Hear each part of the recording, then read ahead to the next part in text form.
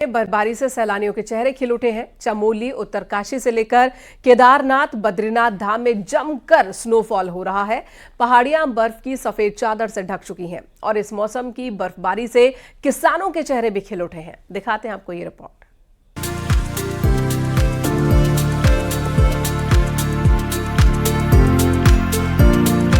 पहाड़ों में 2 दिन तक हुई बर्फबारी के बाद थोड़ी राहत मिली है। धूप खिलने के साथ ही पहाड़ों में स्थानीय लोगों को राहत मिलनी शुरू हो गई है।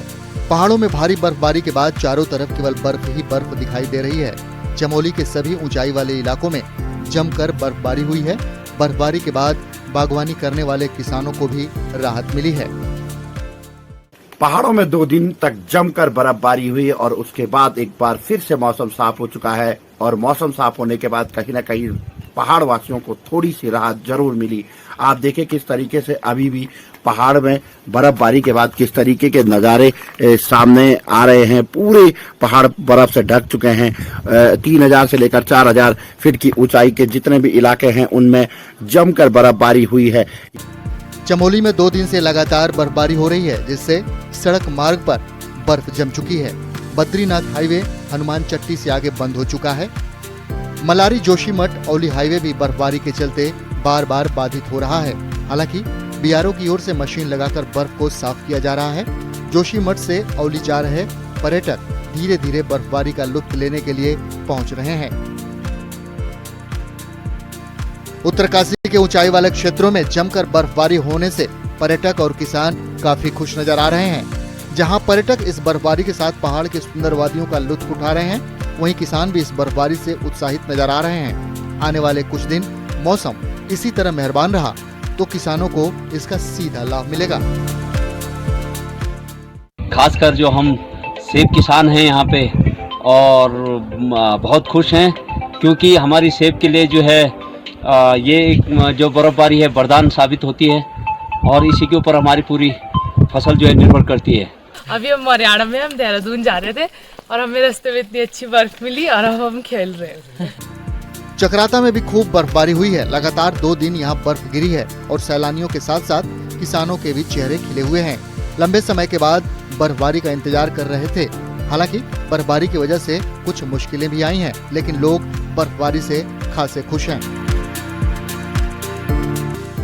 काफी मात्रा में टूरिस्ट आए हैं और 2024 की पहली बर्फबारी है और लोगों का यहाँ पे बड़ा उत्सुक और हमारे बागवानी क्षेत्र में भी काफ़ी इसका असर रहता है और हमारे जो जितने भी अपना छोटे छोटे उस पर कार्य कर रहे हैं उनके लिए बहुत ही अच्छा मैसेज है और ये आज जो है ऊपर से बड़ी कृपा हुई है। उत्तरकाशी के गंगोत्री यमुनोत्री धाम में मौसम बदलने के साथ ही रुक रुक कर बर्फबारी होने का सिलसिला जारी है। ताजा तस्वीरें गंगोत्री धाम की हैं, जहां गंगोत्री धाम बर्फबारी से सफेद चादर में नजर आ रहा है। हालांकि निचले क्षेत्र में बारिश नहीं होने से सूखे के हालात बने हुए हैं। उम्मीद की जा रही है कि जल्द ही निचले क्षेत्रों में बारिश देखने को मिलेगी और बड़ी राहत मिलेगी। बाबा केदार के धाम में भी जमकर बर्फबारी हो रही है। हालांकि इस साल केदारनाथ धाम में बेहद कम बर्फबारी हुई है। पिछले साल धाम में इन दिनों 8 फीट तक बर्फबारी हो चुकी थी। बर्फबारी के बाद पूरा धाम सफेद चादर में लिपटा नजर आया। वहीं बर्फबारी होने के बाद केदारनाथ धाम में कड़ाके की ठंड पड़ने लगी है।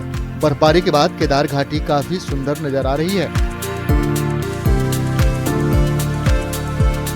वहीं बद्रीनाथ धाम में 2 दिन से लगातार बर्फबारी हो रही है। धाम में 3 से लेकर 4 फीट तक बर्फ जमा हो चुकी है। चारों तरफ बर्फ ही बर्फ दिखाई दे रही है।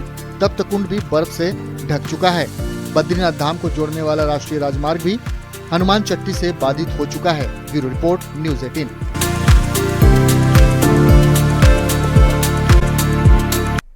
इधर व्यास जी के तहखाने में पूजा से जुड़ी खबर। ट्रेजरी से व्यास जी तहखाने में लाई गई सभी मूर्तियां, शिव, हनुमान, लक्ष्मी, गणेश की खंडित मूर्तियां अब तहखाने में वापस रख दी गई हैं। वाराणसी से ये बड़ी खबर है। व्यास जी तहखाने में पहुंचाई गई हैं मूर्तियां। एएसआई सर्वे के दौरान ये मूर्तियां मिली थी। 10 में से 8 मूर्तियां ट्रेजरी से वापस तहखाने पहुंचा दी गई। डीएम की कस्टडी में साक्ष्य के लिए इन मूर्तियों को रखा गया था। फोटो सेशन के बाद अब इन मूर्तियों को वापस तहखाने में रख दिया गया है।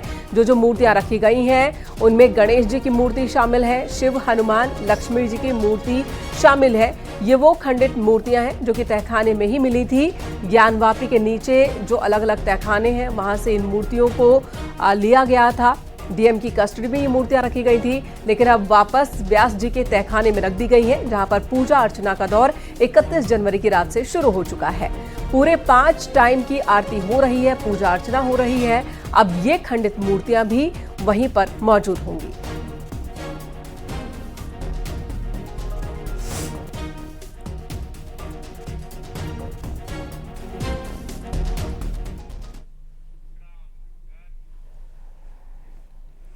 और यूपी में इंडी गठबंधन से जुड़ी बड़ी खबर है। कांग्रेस बीएसपी में गठबंधन संभव है, ये सोर्सेज बता रहे हैं। एसपी से गठबंधन नहीं तो बीएसपी से गठबंधन करेगी कांग्रेस। सोर्सेज के हवाले से खबर मिल रही है। उच्च सूत्रों के मुताबिक कांग्रेस और बसपा के बीच गठबंधन को लेकर बातचीत जारी है। यूपी के कई छोटे दलों से भी संपर्क कर रही है कांग्रेस। अगर सपा से बात नहीं बनी तो बसपा से गठबंधन को लेकर कांग्रेस का कम्युनिकेशन चैनल ऑन है। ये बड़ी दिलचस्प खबर आ रही है। उत्तर प्रदेश की राजनीति में विपक्षी गठबंधन के मार्ग में एक नया ट्विस्ट आ गया है। सपा ने पहली लिस्ट जारी की, कहा यह गया कि बातचीत कांग्रेस की तरफ से की जा रही है ताकि अच्छे वातावरण में इस पूरे मसले को निपटाया जा सके। लेकिन अब ऐसा लगता है कांग्रेस भी बराबरी का जवाब देने के मूड में आ गई है। सूत्रों के हवाले से खबर मिल रही है कि बसपा समेत यूपी के कई छोटे दलों से कांग्रेस का संपर्क चल रहा है, कम्युनिकेशन ऑन है। और अगर समाजवादी पार्टी से बात नहीं बनती तो फिर बसपा समेत कई छोटे दलों के साथ यूपी में कांग्रेस गठबंधन कर सकती है। शिवम प्रताप ऑनलाइन पर जुड़ गए हैं। शिवम, क्या एसपी और कांग्रेस के बीच बात नहीं बन रही? आखिर कांग्रेस को ऐसा कदम या ये संदेश देने की क्या जरूरत पड़ी? देखिए, निश्चित तौर पर इंडिया गठबंधन में सब कुछ ठीक नहीं है। जहां बंगाल और बिहार में हमने तमाम परिवर्तन देखे तो वहीं इंडिया गठबंधन के लिए यूपी से भी अच्छी खबर नहीं है। बीते दिनों जैसे सपा ने एक तरफा न सिर्फ 11 सीटें कांग्रेस को देने का ऐलान किया बल्कि अपने 16 उम्मीदवारों का ऐलान कर दिया। उसके बाद कांग्रेस के नेताओं में नाराजगी है कि जब इतने दौर की वार्ता हुई थी तो आखिर इतने बड़े निर्णय से पहले उन्हें लूप में क्यों नहीं लिया गया। अब सूत्रों का ये दावा है कि जहां पर समाजवादी पार्टी इस बात को लेकर अड़ी हुई है कि वो 11 सीटें सपा को नहीं देगी, तो वही सपा का मानना है कि मिनिमम 20 सीटों पर उन्हें यूपी में चुनाव लड़ना चाहिए। सूत्रों का ये भी दावा है कि कांग्रेस पार्टी का बीएसपी के साथ कम्युनिकेशन चैनल ऑन है। कांग्रेस के उच्च स्तर के नेता बीएसपी के संपर्क में है। अगर समाजवादी पार्टी से बात नहीं बनती है, सीटों का मामला फिक्स नहीं होता है, तो कांग्रेस पार्टी बीएसपी के साथ चुनाव मैदान में उतर सकती है। इसके साथ ही कांग्रेस ने सपा को काउंटर करने के लिए यूपी में कई और रणनीति बनाई है, जिनमें कई ऐसे दल जो भले ही अभी एनडीए में हैं या फिर सपा के साथ है, उनके साथ भी कांग्रेस का आला कमान बातचीत कर रहा है। ऐसे में ये माना जा रहा है कि आने वाले समय में कांग्रेस पार्टी न सिर्फ सपा पर सीटें बढ़ाने का दबाव बनाएगी बल्कि बसपा से लगातार संपर्क में है और आने वाले समय में ये देखा जा सकता है कि कांग्रेस और बसपा के बीच भी बातचीत आगे बढ़ सकती है। हालांकि इसको लेकर अभी कोई आधिकारिक ऐलान नहीं हुआ है, लेकिन जो कांग्रेस के उच्च सूत्रों उन्होंने न्यूज टीम से दावा किया है कि बसपा से लगातार। जी शिवम, धन्यवाद इस वक्त पूरी जानकारी देने के लिए। कल एसबी-एसपी के ओम प्रकाश राजभर ने भी यही बात कही थी कि कांग्रेस और बीएसपी के बीच बातचीत चल रही है, सपा से दूर हो रही है कांग्रेस और बीएसपी से गठबंधन हो सकता है। हालांकि बीएसपी की मायावती बार बार कह चुकी हैं कि वो अकेले ही लोकसभा का चुनाव लड़ेंगी। अब देखना होगा कि क्या वाकई जो बात सामने आ रही है वो बात किसी नतीजे तक पहुंचती भी है या नहीं। एक छोटे से ब्रेक के लिए यहां रुकेंगे। ब्रेक के बाद में खबरों का सिलसिला जारी है।